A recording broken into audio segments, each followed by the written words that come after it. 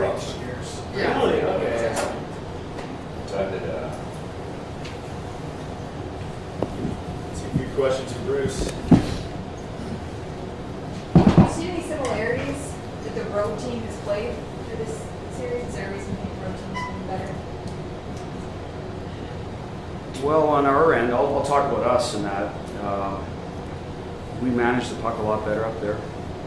We gave up a lot less. And I think that had a lot to do with us being able to weather the stretches of games where maybe they had their pushes.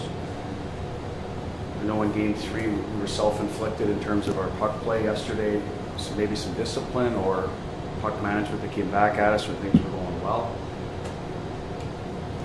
For them up there, again, I'll let them talk about why they thought it didn't go their way, but up here they were able to take advantage of a lot of those opportunities, play the right way. I thought they defended pretty well through the neutral zone, tried to take our rush game away. Yeah, we got going a little bit yesterday, so that's a positive for us if we can balance both. It's our offensive zone game, we got to get back to generating off of that. So I think that's a little bit of what both teams have tried to do on the road, is take away the other team's rushing. I think they're trying to do it everywhere, but in general, that's where things have been effective. That's where we were effective up there, and they get a test in game 3 and then really transition well off some of our mistakes. The series is 2-2, but 2 losses. Sorry. Sorry about that. The series is 2-2, but 2 losses in a row for you. What are you considering, or what are you thinking about to try and turn the tide? Well, you think about your personnel. We need to make some changes. We made a change the other day, and the Camadio came in and played well. We have some guys that have played playoff hockey. They're not in for whatever reason. We went with different lineup. Tactics. We're kind of getting along here now where there's not a lot of surprises anymore in terms of what other teams trying to do. There's always a thing or two, probably on special teams. Obviously, they're funneling more pucks than that than they did up there. That's something where we got to be wary of. I think we were. A couple found their way in. One went off one of their guys. I mean, I think you could overanalyze things sometimes. You look at their 2 even strength goals. One was from the corner. That modern day NHL shot that they're trying to get goalies on the goal line, that's happening a lot. We've seen Draisaitl do it to us last year. That's tough on the goaltender, but that's a little bit of their game plan. So we have to identify how we're going to close those off, whether it's more men in front of the net so that we get the rebound, or not allowing that shot originally, which takes us out of a bit how we play D-zone, but we have to contemplate that. And then you think, well, are those goals going to go in again tomorrow? Is one going to go off our goalie's head from the corner, or is one going to go off their guy in front, right? Like there's some bounces involved too in the game that you got to be careful that. And they said that in game 1 and 2, they felt they didn't get the breaks. We scored a deflection goal, Hurl knocks down his own puck. So some of that happens, so you got to be careful that you don't overthink it. For me, it's more the messaging to the players what's at stake. I'm not going to get into that today with the media, but in general, I think we have to understand that these opportunities don't present themselves all the time. We put ourselves in a position to battle through a regular season. It's 2-2. We didn't like our game in game 3. We liked our game yesterday for the most part. We just had a bad stretch that cost us in the end of the second period. So there's a bit of messaging in there about what it takes this time of year. They know, reminding the players what is required this time of year, what that team wants. They want what we have, right? So there's a hunger over there, and we have to match that hunger. Bruce, you mentioned you had last ones and Maddie came in last night and scored for you.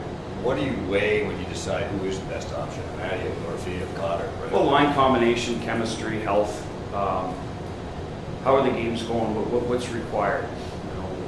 Is there an ozone low around the net players, a little bit finishing off the rush?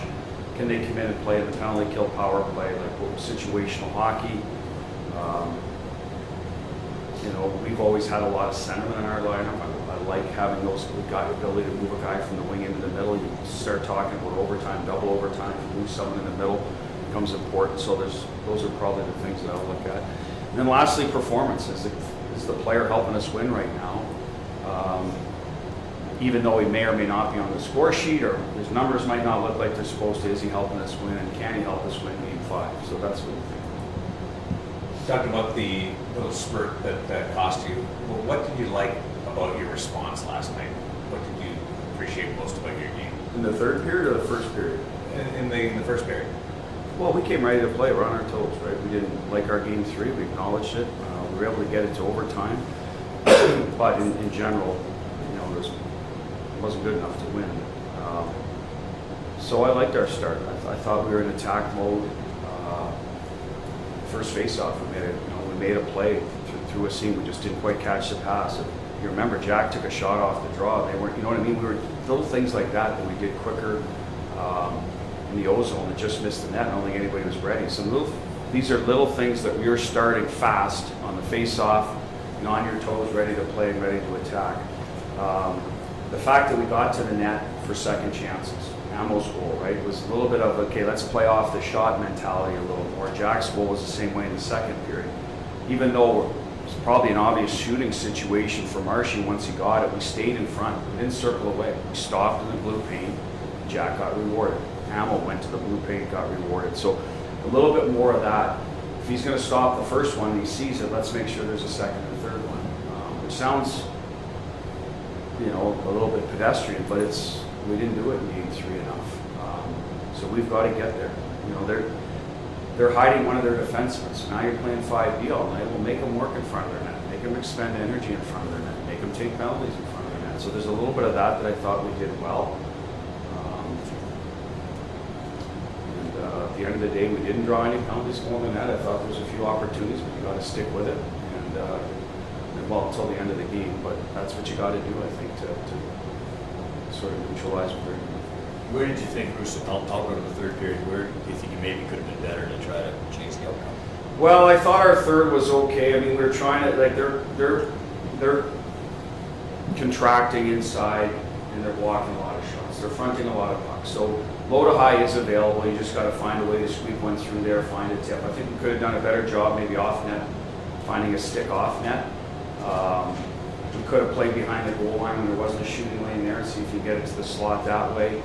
But I didn't think it was, listen, it wasn't good enough, but you got to understand, teams they're into playoffs, they're a good defensive team, they're not just going to fall apart, right? It doesn't usually happen that way. So you're going to have to muck one out. And if that happens, all of a sudden you're into overtime and you're taking chances there. So at the end of the day, you hope maybe, again, you find a way to get some offensive life off a second chance, get a bounce, or get yourself in the power play. Again, those are some things we've got to do better. We haven't been able to do that in this series enough. Draw penalties with either speed, skill, whatever. We just got to find a way to build some momentum off that. We did the first game, haven't done enough of it at home here. Some of that's just getting into an attack mindset, forcing them to defend. Are you surprised what the series is at, considering the way it started, or did you figure this would be a long series?